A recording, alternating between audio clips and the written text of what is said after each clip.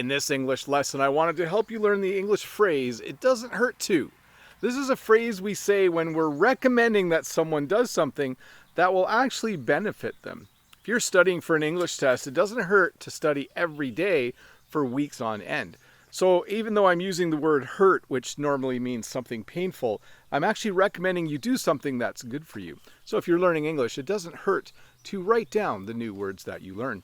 When you come outside at night like this, at this time of year, it doesn't hurt to wear a little bit of mosquito spray. They're starting to bite my ankles a little bit. So it doesn't hurt if you wear some mosquito spray. Same with when you go out in the sun.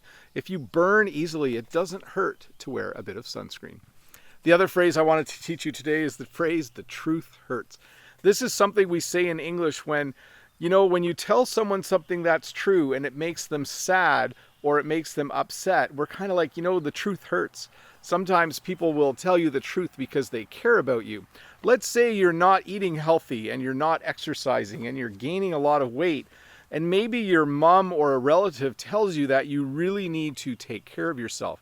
That might offend you a little bit. You might be like, I can't believe they told me that I'm overweight or they told me that I'm not healthy.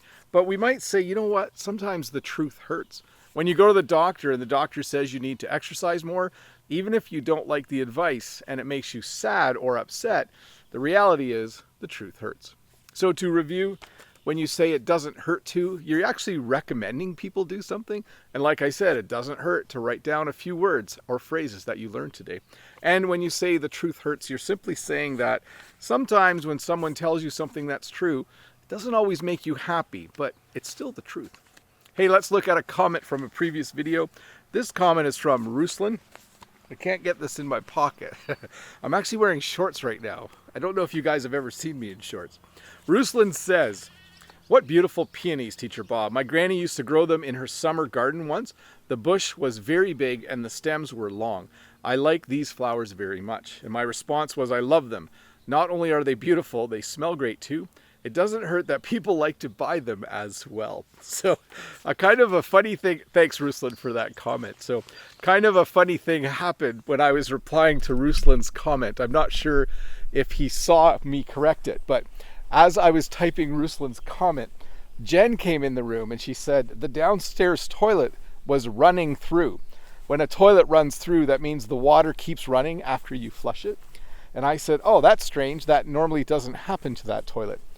But I had my text to speech going as I said that, and that ended up in the original comment I left for Ruslan. So Ruslan, if you saw the first comment before I edited it, that's why I was talking about a toilet running through.